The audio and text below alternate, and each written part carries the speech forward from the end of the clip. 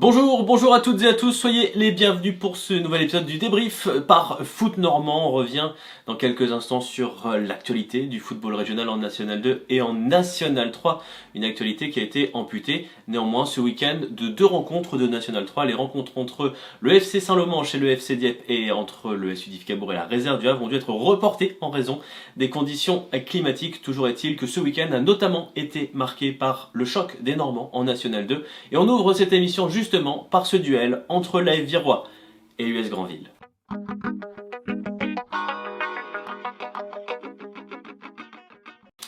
Et oui, c'est le gros morceau de cet épisode. L'US Granville se déplaçait du côté de l'AF Virois, un match attendu entre les deux seuls représentants normands cette saison au 4e échelon.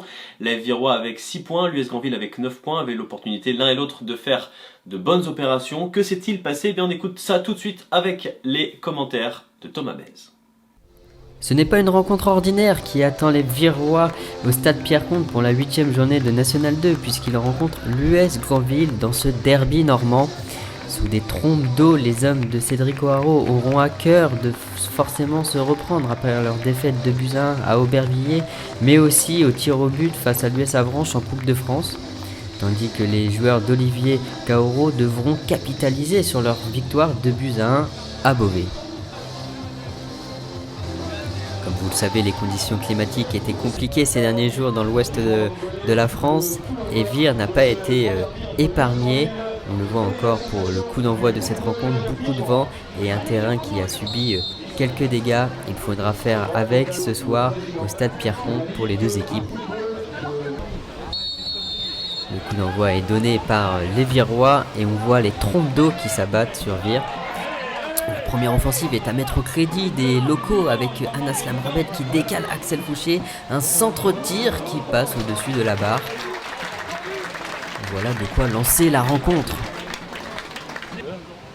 La réaction granvillaise ne se fait pas tarder avec ce ballon mal dégagé, la reprise manque de puissance et n'inquiétera pas Louis Deschâteaux qui peut se saisir facilement de ce ballon. Après une récupération au milieu du terrain, c'est Dorian Charlier qui lance bien en profondeur Arthur Dallois qui rentre dans la surface de réparation, mais c'est l'arrêt de Paul Relais. Un face-à-face facile normalement pour l'attaquant virois. Première réaction granvillaise avec Esteban Concalves sur ce coup franc bien brossé qui ne trouve pas preneur. Le danger était là dans la surface viroise. C'est un nouveau coup de pied arrêté pour les Granvillais qui est une nouvelle fois bien tiré. Il y a du monde dans la surface de réparation mais personne pour reprendre ce bon ballon. Les Virois peuvent souffler. Une offensive avec Melvin Bachelet sur son côté gauche qui va faire un centre fort au premier poteau mais Paul Relais est bien attentif et dégage ce ballon en corner. C'est un nouveau corner avec Granville cette fois en cloche, le ballon qui est détourné mais qui revient. C'est un peu le cafouillage dans la surface de réparation mais Michael Latour ne peut pas reprendre le ballon dans de bonnes conditions. Il reste une vingtaine de minutes dans cette première période et une bonne récupération viroise. On se projette bien, on lance Arthur Dallois en profondeur, la petite talonnade pour Anas Lamrabet qui vient fixer son défenseur pour servir Dorian Charlier. Le ballon est dégagé mais le danger va revenir avec Dorian Charlier qui peut servir Anas Lamrabet pour l'ouverture du score à l'aide du poteau, mais le but est refusé pour une position de hors-jeu aux grandes dames des Virois. Le score ne bougera pas et restera à 0-0 après cette action. Une nouvelle occasion pour les Virois sur coup franc cette fois, c'est bien tiré et on trouve Anas Lamrabet au second poteau pour cette frappe trop croisée. Ça a frôlé le cadre. On en restera là après ces 45 premières minutes. Pas de but, 0-0 dans des conditions compliquées. Au retour des vestiaires, on le voit, le terrain qui a subi quelques dégâts comme on l'avait dit. Sur cette action, c'est Reda Lamrabet qui ne maîtrise pas son geste et le joueur granvillais reste au sol. L'arbitre siffle faute logiquement, vient voir l'état du joueur et expulse Reda Lamrabet. Les Virois vont finir la rencontre à 10 contre 11 et cela va compliquer leurs affaires. On le voit sur cette action, La bonne transversale pour Goncalves qui vient fixer la défense. Glisser ce ballon pour Vincent Créin qui croise bien sa frappe et qui vient tromper le gardien. Le ballon passe entre les jambes de Louis Deschâteaux et ça fait 1-0 pour les visiteurs, 1-0 pour l'US Granville.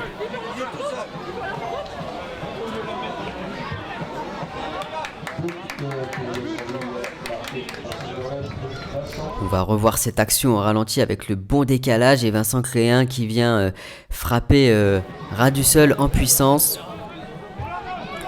Première réaction viroise sur corner peut-être avec ce coup franc bien tiré, mais la tête qui passe au-dessus. Les Virois auront peut-être une nouvelle opportunité avant la fin de la rencontre et pourquoi pas avec Nathan Eland qui vient fixer son vis-à-vis avant de servir Théo Epailly qui rentre intérieur, qui vient centrer au second poteau, mais ce centre trop haut ne trouvera que la main d'Axel Fouchier. On en restera là et c'est une nouvelle défaite pour les Virois, 1-0 face à l'US Granville. Et la bonne opération dans ce choc 100% normand revient donc à l'US Granville. Merci Thomas. L'US Granville qui réalise donc la belle opération du week-end. L'AF Virois qui s'embourbe un peu plus dans le bas de tableau. Je vous propose d'écouter les réactions non seulement du camp vainqueur mais aussi des vaincus côté Beaucaire. On écoute ça tout de suite. C'est ça, une belle action. Esteban qui fixe intérieur, je dédouble. La spéciale, voilà, j'aime bien dédoubler. Après ça lui laisse le choix, soit il rentre, il frappe, soit il me la met, il me la glisse bien. Et puis après... voilà, au moins la cadrer et puis j'ai la chance qu'elle passe entre les jambes du gardien. Et puis voilà, après c'est tout un collectif, hein, c'est un but qui valorise le travail depuis le début du match et vraiment content d'avoir pris les 3 points et puis content d'avoir marqué, c'est toujours important pour un attaquant, on travaille pour ça, donc voilà, j'espère que ça en appellera d'autres. Est-ce que quand tu dédoubles dans le dos de ton coéquipier, tu sais déjà un peu ce que tu vas faire s'il te la met? S'il me la met, je sais déjà que oui, je sais où je vais la mettre. Après, voilà, il y a toujours le facteur chance aussi. Elle aurait pu aller dans le tibia du gardien ou être à côté. Et après, voilà, faut avoir confiance en ses pieds. Et ce soir, ça a souri, tant mieux. Ouais, ça commence à être compliqué, ça commence à faire mal. Défaite à 10 contre 11, je pense que le rouge nous fait mal. Après, on n'a pas démérité, on avait les occasions aussi en première mi-temps. Faut aussi le dire, mais ça se joue comme ça se joue sur ça. Et, une occasion, un but de l'autre côté et nous on a une voire 2 situations en première mi-temps où on les met pas.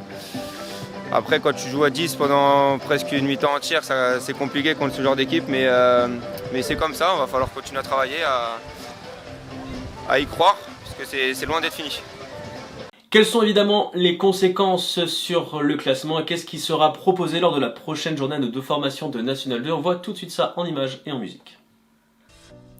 Petit point sur ce classement de National 2. Après 8 journées de championnat, l'US Boulogne toujours en tête. Et la bonne opération, c'est l'US Granville qui pointe désormais à la 6ème place, ex-aequo avec Chambly qui compte un match de moins. Revenons maintenant sur la seconde partie du classement avec l'AF Virois, dernier et lanterne rouge de ce championnat de National 2. Que nous réservera la journée 9 pour nos clubs normands? On va le voir tout de suite avec l'US Granville qui va recevoir le Racing Club France et l'AF Virois qui se déplacera chez les Voltigeurs de Châteaubriand.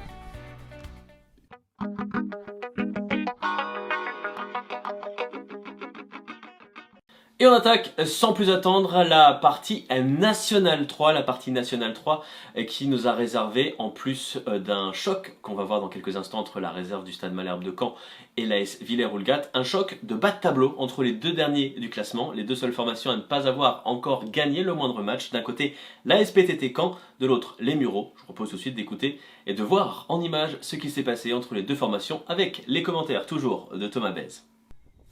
Y aura-t-il une première victoire pour l'une de ces deux équipes au stade Maurice Fouque pour cette 7ème journée de National 3?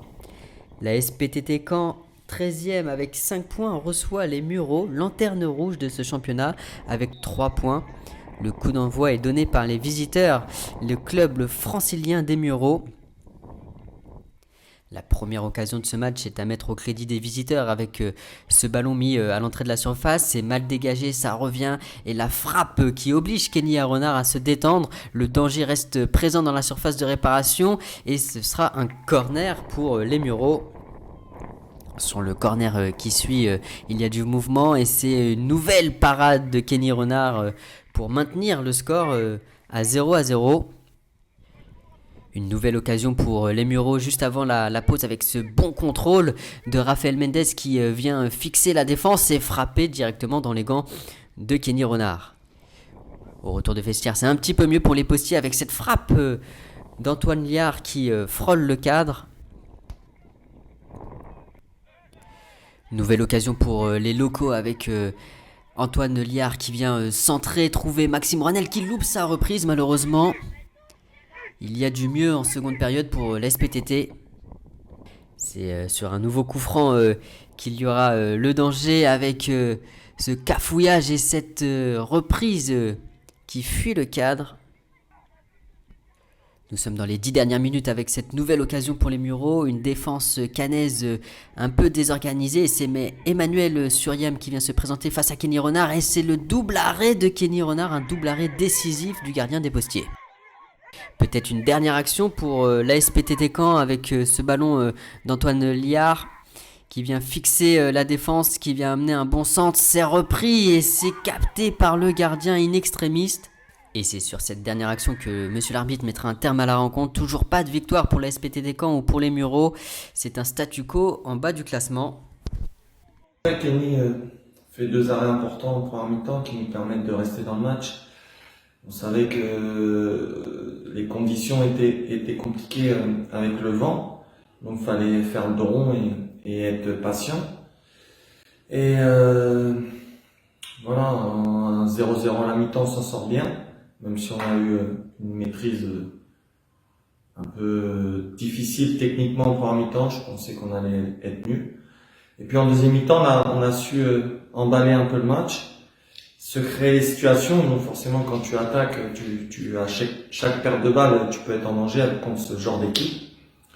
Et c'est ce qui s'est produit. Mais j'aurais aimé dans notre temps fort, qu'on concrétise nos situations et qu'on tourne les petits détails en notre faveur. Place désormais à une autre rencontre, le choc entre l'US Alençon et le CMS Wassel. L'US Alençon qui pouvait, peut-être à la faveur des autres résultats, pourquoi pas, prendre la tête du classement à l'issue de cette 7e journée. Le CMS Wassel, pour sa part, après une période de moins bien, espérait se relancer du côté de l'Orne. Vincent Legnaud et ses joueurs de l'US Alençon ont la possibilité de prendre les rênes de ce championnat de National 3 Normandie avec le report du match du FC Dieppe. Et c'est Wassel qui donne le coup d'envoi de cette rencontre. Il ne fallait pas être en retard à Alençon avec, dès la 7e minute, cette ouverture du score de Lionel Radas. Sur un corner bien tiré, il y a un cafouillage devant le gardien qui profite à Alençon. La réaction de Wassel ne se fait pas attendre puisque 3 minutes plus tard, c'est Houssine Ouada qui semble hors-jeu et lancé en profondeur. Il vient tromper le gardien. Il semblait bien pourtant hors-jeu au départ du ballon, mais ce n'est pas signalé. Cela ne va pas décourager Alençon avec ce ballon récupéré par Hakim El Hamdaoui. Il joue un 1-2, bonne remise pour El Hamdaoui qui redonne l'avantage. 17 minutes de jeu, déjà 2-1 pour l'US Alençon. C'est un match qui va à 100 à l'heure. Et Wassel qui a déjà une opportunité d'égaliser avec cette mésentente de la défense d'Alençon. Et c'est Dembo Savane à la 29e minute de jeu qui vient égaliser 2 partout. On a joué depuis à peine une demi-heure. On en restera là dans cette rencontre, pas de vainqueur, 2 buts partout, les deux équipes qui repartent dos à dos. Et on retrouve dès maintenant la réaction du coach d'Alençon, Vincent Legnaud. Alors, mon sentiment, c'est qu'en fait, on avait à la fois la place pour mieux faire avec le ballon dans nos premières intentions. J'ai trouvé que sur la première mi-temps, alors qu'on menait au score par 2 fois, que l'adversaire nous posait quand même des difficultés sur la profondeur ou dans les décalages ou dans les transitions. On avait un peu trop de précipitation et est-ce que c'est le terrain ou pas, mais on était techniquement pas forcément dans un jour parfait. Donc il fallait régler ça et bon, on prend un deuxième but voilà, sur une balle point appuyée et voilà, on doit tous les jours l'éviter, c'est le football. La deuxième, par contre, on a rééquilibré un petit peu. Tactiquement, on a changé et puis on était un peu mieux. On était toujours au fil du rasoir parce qu'en fait, ils ont bien joué la profondeur. Ils ont bien joué leur transition. Et en quinquant, nous sort deux balles importantes de 3-2 pour Jet. Mais nous aussi, on a des situations et puis on fait une bonne fin de match. Un autre match à présent dans ce débrief, le duel entre l'AS Chatou et l'AG Caen. L'AS Chatou qui, malgré son statut de promu, a bien réussi son adaptation dans cette poule quasiment 100% normande. De son côté, l'AG Caen n'arrive pas encore à enchaîner les bons résultats. Voici pour vous donc le résumé de cette rencontre. On se retrouve au stade de Charles Finalteri pour cette 7e journée de National 3 entre l'AS Chatou et l'AG Caen Football, les hommes de Nordine Redouane qui vont essayer de maintenir leur bon début de saison. Voilà qu'ils donnent le coup d'envoi. Dès la 10e minute de jeu, une première occasion avec Abdoulaye Diabira qui prend appui et qui vient frapper de l'extérieur de la surface de réparation. Ça passe au-dessus du but. Une réaction cannaise avec ce bon débordement de Jean-Marc Hachi qui trouve la tête de Michael Fati, mais c'est bien repoussé par Ryan Nomertin. Sur le corner qui suit, Ryan Nomertin encore qui vient repousser le ballon au pied de son poteau. Michael Fati qui est lancé en profondeur mais qui loupe un peu son contrôle. Ça va être récupéré par le gardien. On en restera là à la pause 0-0. Au retour des vestiaires, c'est l'AS Chatou qui repart de l'attaque avec ce bon travail là du numéro 9 qui va servir Abdoulaye Diabira qui vient fixer, crocheter et tenter une frappe enroulée. Poteau rentrant, c'est exceptionnel. Un but magnifique d'Abdoulaye Diabira qui permet aux joueurs de l'AS Chatou de prendre les devants. On revoit ce but au ralenti avec ce bon crochet et cette frappe qui vient mystifier le gardien. Poteau rentrant, c'est magnifique. 8 minutes plus tard, on joue la 55e minute de jeu. Abdoulaye Diabira qui est lancé en profondeur, il vient fixer Michel Izzy et il marque ce deuxième but. Doublé pour Abdoulaye Diabira. Et l'AS Chatou qui accentue son avance. La réaction cannaise avec Morgan Ardouin qui trouve Romain Gossenet à l'entrée de la surface de réparation. La frappe fuit le cadre. Un nouveau centre avec William Koulibaly pour la tête de Romain Gossenet, une nouvelle fois au pied du poteau. En fin de rencontre, c'est une nouvelle occasion pour l'AS Chatou après cette bonne talonnade de Soki Katende pour Traoré qui vient fixer, centrer. C'est un peu le cafouillage mais le ballon qui est sorti. Et voilà, on en restera là avec cette victoire 2-0 pour l'AS Chatou qui garde sa position dans le trio de tête. On passe désormais au duel entre la réserve de QRM et le FC Flair. Un FC Flair toujours en vie en Coupe de France, mais qui doit amasser les points en championnat après avoir notamment perdu quelques unités lors de la dernière rencontre contre la SPTT Caen. Voici pour vous le résumé de cette rencontre. Pour conclure cette 8e journée de National 3, c'est le FC Flair qui se déplaçait dimanche chez la réserve de QRM. Et à la 41e minute de jeu, c'est Valentin Aumont qui profite d'un très bon travail de son coéquipier pour venir ouvrir le score. On revoit au ralenti cette protection de balle. Valentin Aumont qui vient prendre le ballon et bien croiser sa frappe, une belle frappe du gauche. 1-0 pour le FC Flair. Au retour des vestiaires, on joue peu après l'heure de jeu. QRM décide d'accélérer le jeu sur ce côté droit. Centre en retrait dans la surface de réparation pour Romain Legendre qui égalise. Il ne se fait pas prier pour tromper le gardien. On revoit ce très bon ballon donné à Robin Legendre. Un partout entre les deux équipes. Tout reste à faire. 70e minute de jeu, 7 minutes après l'égalisation de QRM. C'est une bonne récupération des joueurs flériens avec ce bon travail sur ce côté droit. Un centre dans la surface de réparation qui trouve Kenneth Attal pour le 2-1. Kenneth Attal qui venait de rentrer en jeu permet au FC Flair de reprendre l'avantage. Le score ne bougera plus, victoire du FC Flair. Dernier match à vous montrer, et pas le moins intéressant donc, on vous en a fait un petit peu la promotion il y a quelques instants, le choc entre le deuxième du classement avant cette 7e journée, la réserve du Stade Malherbe de Caen, et le quatrième, l'AS Villers-Houlgat. Que s'est-il passé entre les deux formations? Est-ce que l'une ou l'autre est leader après cette 7e journée avec, on le reprécise, le report du match du FC Dieppe, leader avant cette journée? Eh bien voici pour vous la réponse en images. La AS Villers-Houlgat qui réussit son début de saison se déplace chez la réserve du Stade Malherbe de Caen. Et les hommes de Benjamin Morel débutent bien leur rencontre avec ce bon centre pour Enzo Covalci et l'ouverture du score dès la 6e minute de jeu. Le numéro 7 de l'AS Villers-Houlgat qui vient tromper parfaitement Mandanda comme on le revoit sur ce ralenti. Et donc ce sont les visiteurs qui mènent les débats, mais tout de suite la réaction caennaise avec cette frappe contrée en corner de Abdoulaye Niakate. Le danger viendra également sur ce corner, un ballon mal dégagé, une reprise au-dessus du but. Décidément le jeu penche à gauche pour les Caennais avec cette nouvelle frappe cadrée cette fois, mais captée par Gaëtan Boiroux. Nouvelle offensive caennaise, toujours sur le même côté, et cette fois-ci c'est dans le petit filet extérieur. Un corner à jouer pour l'AS Villers-Houlgat. C'est joué astucieusement au sol pour Enzo Covalci qui était pas loin de doubler la marque, mais sa reprise vient finir au pied du poteau. Nouvelle récupération avec Enzo Covalci justement, qui va pouvoir centrer, trouver Kevin Goba seul, mais qui loupe sa tête. En seconde période, c'est un corner pour les Caennais qui est mal dégagé. La reprise puissante vient revenir dans les pieds caennais.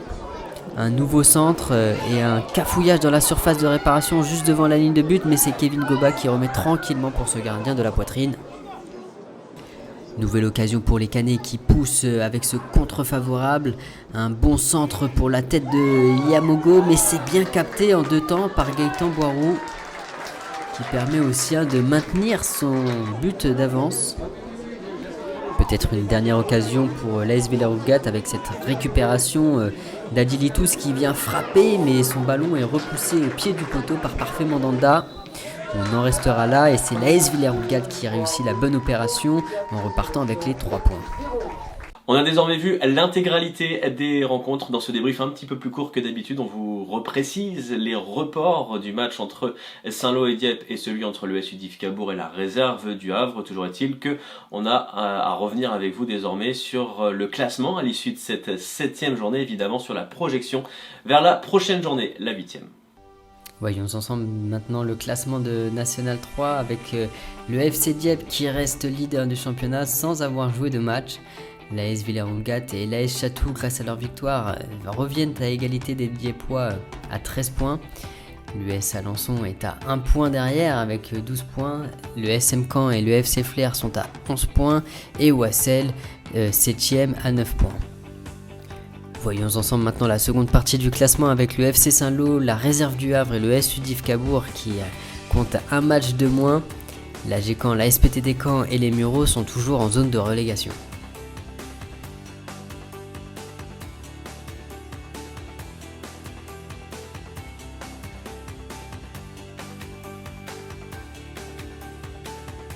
Petit coup d'œil maintenant sur le programme de la 8e journée de championnat de ce National 3 Normandie avec les leaders dieppois qui recevront l'ASPTT Caen. La réserve du Stade Malherbe de Caen se déplacera à Wassel pendant que l'AG Caen Football recevra l'US Alençon. La réserve de QRM se déplacera à Chatou. L'AS Villers-Houlgat recevra le SU Div Cabourg. Et dimanche, les Mureaux recevront Flers tandis que la réserve du HAC recevra le FC Saint-Lô.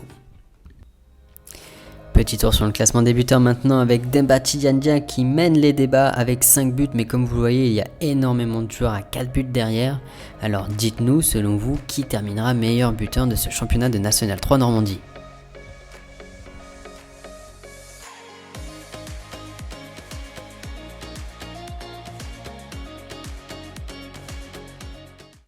C'est la fin de cet épisode un petit peu plus court que d'habitude, donc du débrief de foot normand. Remerciement particulier à mes 2 acolytes de ce week-end parce que je précise, je suis occupé tout le mois de novembre par la Coupe du Monde de la FIFA U17. Merci donc à Thomas Vez et à Théo Guézé pour leur accompagnement dans cet épisode. Merci évidemment, comme d'habitude, à tous les clubs et à toutes les personnes qui nous ont permis de récupérer des images tout au long du week-end.